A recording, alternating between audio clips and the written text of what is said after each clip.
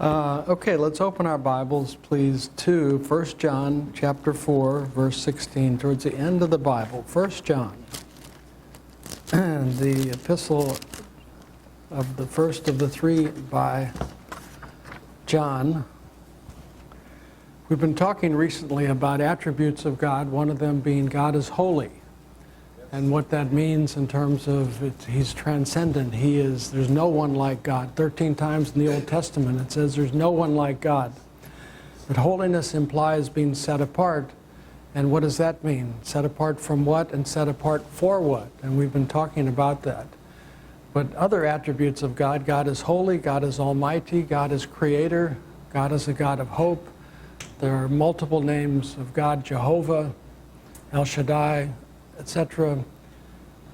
But God is also given another attribute in spite of all of those, or in addition to all of those, and in 1 John chapter 4, that attribute is clearly specified. It says, 1 John 4:16, and so we know and rely on the love God has for us. God is love. Amen. Amen. So one of the inherent characteristics of God, not only is He holy, not only is He almighty, not only is He merciful, not only is He faithful, but He is also love. And we're going to talk this morning about what that means to us and what that means to us in March of 2020 because of what's swirling around us. If we go on, verse 18 says, there is no fear in love, but perfect love drives out fear, because fear has to do with punishment. No one who fears is not made perfect in love. I actually like the King James better. It says, perfect love casts out all fear. Fear and the presence of God cannot coexist, because God is love, and perfect love casts out all fear. It's just like a formula. So with that understanding of God is love, one of His promises is, I will enable you to not experience fear like you would if you weren't in my presence. Now, fear is something we all deal with. Fear is something we all face. Fear is something that's a normal human emotion. And it's a legitimate human emotion, but sometimes it's out of proportion, or it's imagined beyond what the reality is. If you've noticed that there is now the words being used, panic. Yeah. Panic is exaggerated fear. You're gripped with fear. 1 Corinthians chapter 13 defines, when it says God is love, 1 Corinthians 13:4 actually defines what that word love means, and the word, of course, in the Greek is agape. It's unconditional love.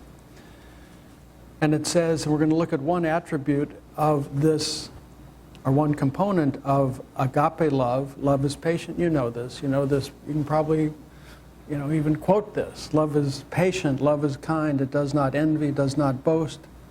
It is not proud, not rude, not self-seeking, not easily angered. It keeps record of wrongs. Love. No, forgot a word there. It keeps no record of wrongs. It does not bring up the past. You did this. I remember when you did this. It does not do that. One is not acting, living, or being loving if one brings up the past. Keeps no record of wrongs. Does not delight in evil, rejoices in the truth. Some versions say it even better. It says love thinks the best, or thinks no evil. It always protects, always trusts, always hopes, always perseveres. But it says love always protects. So God being love, one of His attributes that filters down to us personally is He will protect us.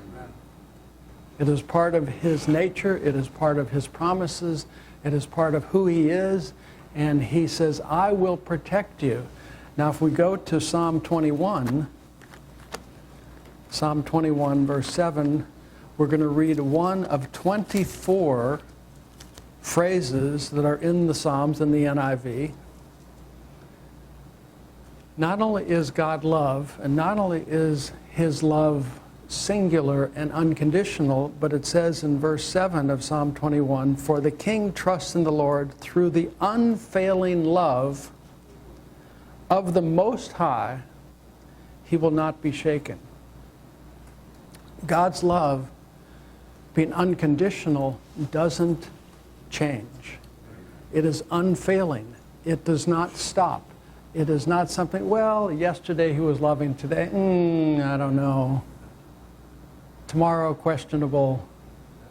It says his love is unfailing.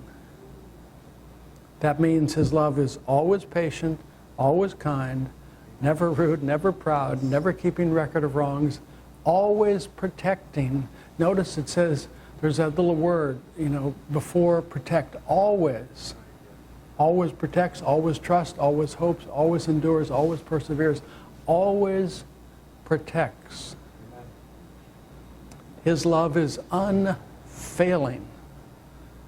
And that's a challenge that all of us face. Are we going to be unfailingly loving, irrespective of what someone does, doesn't do, says, doesn't say? Are we going to continue to be unfailingly loving and consistent in our loving? It's a challenge that we all face. Proverbs 19:22 is very telling about the human condition. 19:22, Proverbs 19:22. It says, what a man desires, and here's that phrase again, what a man desires is unfailing love.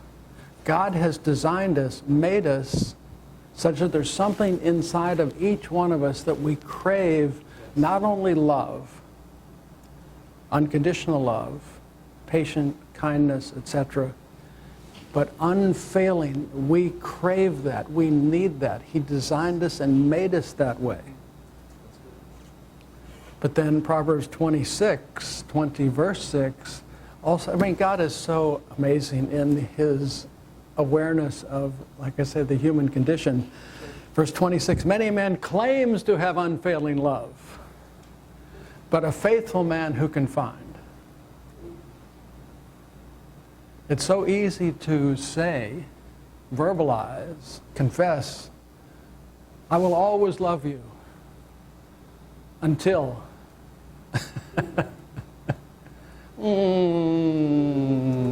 How many of us have heard that? How many of us have experienced that? But it says, many a man claims to have unfailing love, but a faithful man who can find? Who among us will be unfailingly loving, patient, protecting, kind, etc., etc.? But it's something that we all need. It's the way God designed us, and yet it is a rarity. But it is not a rarity from God. Because his love is unfailing. His love always protects. It's who he is. He's holy, he's creator, he's almighty, he's also unfailingly loving. And with that comes a confidence. When we experience that, we sang even this morning about God's love. But when we experience his unfailing love,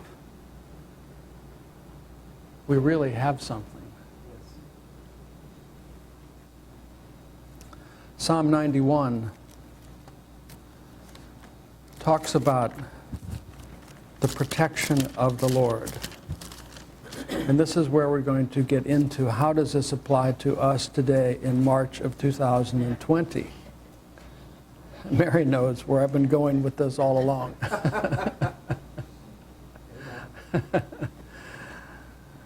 Psalm 91, he who dwells in the shelter of the Most High, there's that word, the Most High, unfailing love of the Most High, will rest in the shadow of the Almighty. I will say to the Lord, he is my refuge, my fortress, my God, in whom I trust. He who dwells does not mean occasionally visit. Means we live with God, we experience God, our lives are intertwined with God, we dwell with him.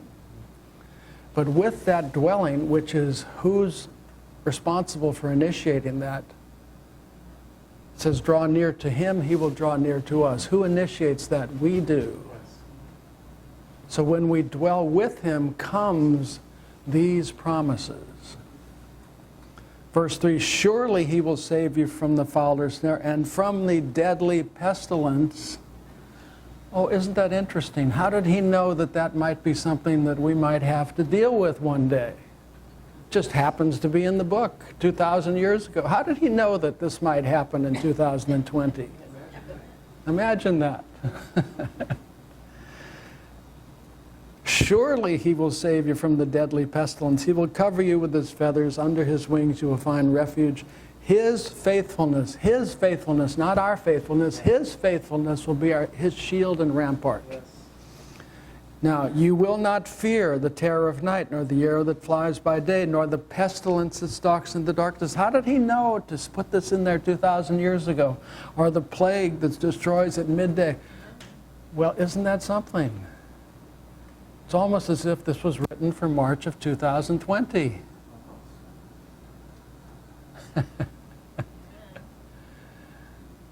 So you will not fear the terror of night. You will not fear the unknown. You will not fear what we can't see and what we can't get our handle on.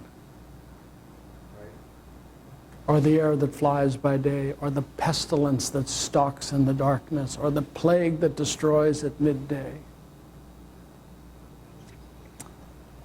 The Bible talks about plagues in several places, including the Great Tribulation.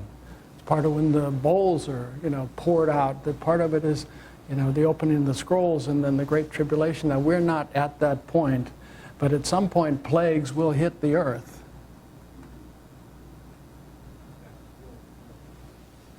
Goes on to say, 1,000 may fall at your side.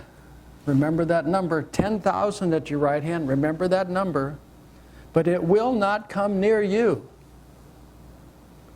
You will only observe with your eyes, see the punishment of the wicked. Yes, it might happen. Yes, there might be people who will succumb to these things, but it says it will not come near those who dwell with God. And that's our certainty, that's our confidence, that's our protection, that's our hope. If, there's that little word, the old conditional, contingent, if you make the Most High your dwelling, if, this is a choice. We're not compelled to, we're not forced to, but it's a good idea. It's a good idea. If you make the Most High your dwelling, no harm will befall you. It doesn't say, little harm will befall you. It says, no harm befall you, no disaster will come near your tent. For he will command his angels concerning you. He, God, will command angels that are encamped about us. He will say, don't get near them, you troubles. They're my children, to guard you in all their ways. They will lift you up in their hands. You will not strike your foot against a stone. You will tread on the lion, the cobra, trample the great lion, the serpent.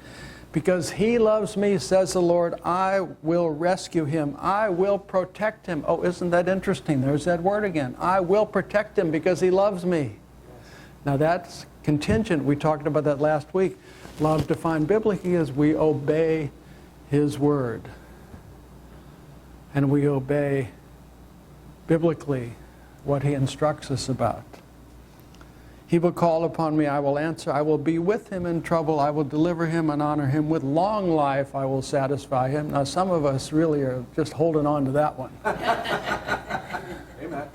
Especially as the decades mount up. Some of us don't talk about it in years anymore. It's decades. You notice that? Or even half centuries, With long life will I satisfy him, show him my salvation.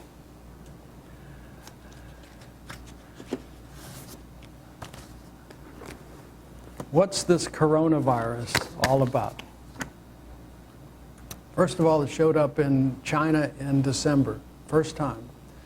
It's called COVID-19, which is short for 2019 when this virus first appeared. Coronaviruses are not new. There's 7 strains of them. In fact, if you look on your can of Lysol, it says it kills coronavirus right on the back. There's seven strains. 4 of them cause a common cold. 1 of them caused SARS. 1 of them MERS. Those are the deadly viral epidemics that occurred. And then there's this new strain which has just appeared. It's infected over 100,000 people thus far. Daily, the numbers change. Killed more than 3,500 daily, the numbers change. The majority of whom live in China. But notice that there have been some places that have really been hit hard. China, Italy, Japan, and South Korea, and Seattle.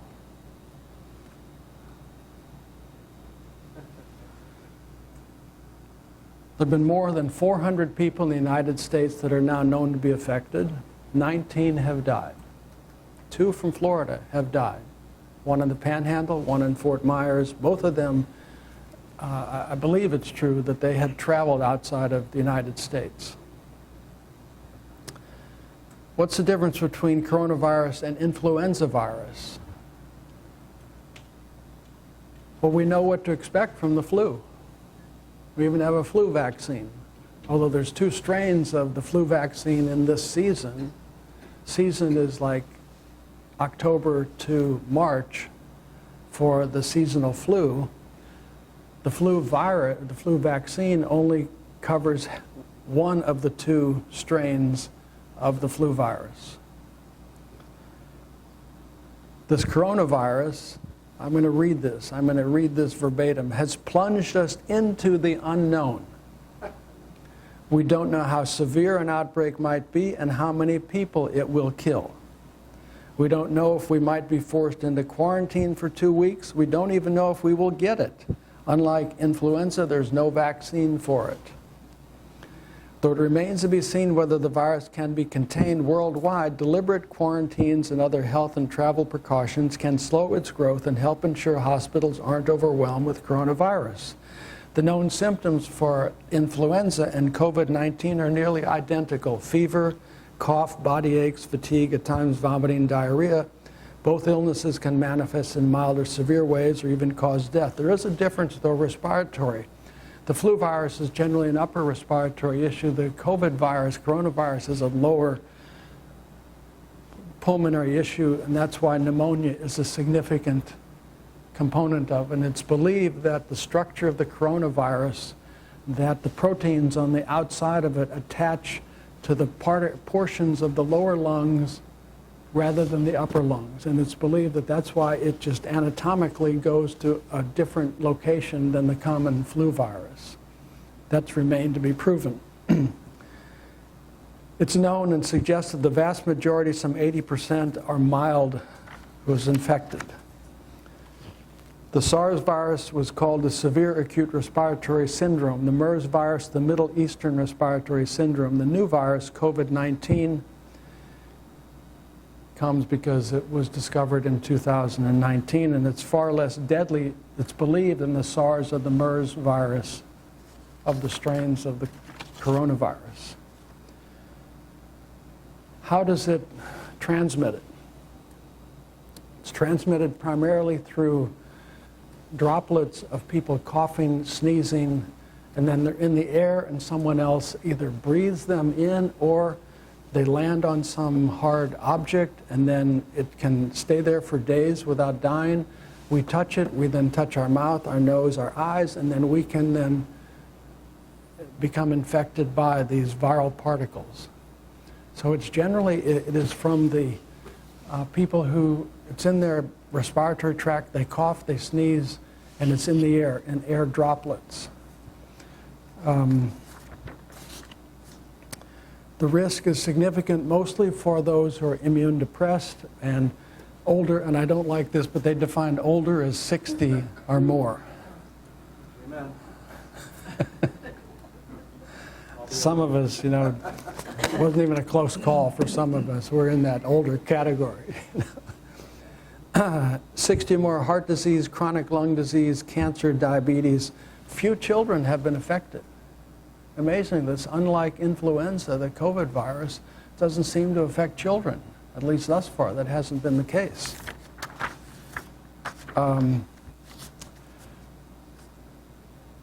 The airborne transmission is believed that occurred in the Diamond Princess cruise ship through the ventilation system. And now there's another cruise ship outside of Oakland that is, I think they've discovered at least 20 people are, infected by the virus, and, it's still in process of how they're going to handle that whole thing. Face masks. There's only one face mask that's protective, and it's the N95 respirator that guards against the virus. The surgical masks really don't filter out the particles. The particles are too small that they will penetrate through a normal surgical mask or even get through the sides and the edges. So, it will protect to a degree, but it's not an absolute protectant. What do we do to protect ourselves? They keep saying, wash your hands, wash your hands, wash your hands, because these viral particles can be, if you go to Publix and you push around a cart, can be on the handle of the cart. And so they say, just wash your hands, don't touch your mouth, your nose, or your eyes. Because if it's on your hand, you can transmit it, and that's how you get infected, is through it getting into us that way. Wipe surfaces frequently, keep your distance from people who are sick. And then interesting, it says avoid travel to China, South Korea, Italy, Japan, Seattle. Based on what is going to happen, and I talked to an infectious disease doctor yesterday, he said, usually these types of what they call epidemic, which occurs in certain geographical areas. Pandemic is worldwide. We're not at that point yet, but epidemic is, there's a huge section of China, a huge section of Italy. They quarantined North Italy. Have you seen that? They quarantined North Italy. 2 million people. Northern Italy said, you can't go out for 2 weeks. Wow. We haven't reached the point yet of, okay, stay away from big crowds, but what the infectious disease doctor said to me, we'll see over the next 2 or 3 weeks. If this seems to last beyond flu season, we'll know more. If this is something that's really going to be a major, major issue, or if it's going to be like the influenza virus, which kind of dissipates and slows down at the end of flu season, the end of March, beginning of April. So we'll know more in the next couple of weeks. But because of the concern of being in large crowds, there have been some cancellations. If you notice, the big Miami, the big music festival in just a couple of weeks was canceled. Facebook's F8 annual developer conference, their biggest conference of the year, they've canceled it out in San Jose, California. IBM's annual Think conference. I'd like to have, this is the Think conference.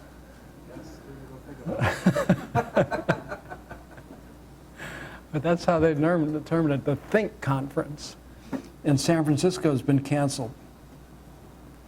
IBM has made a rule their employees cannot go to a conference with over 1,000 attendees.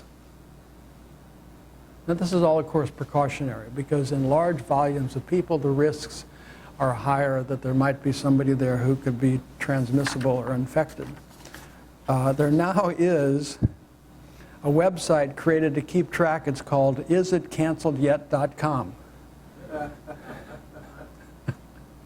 isitcanceledyet.com, to see if something that has been planned has been canceled.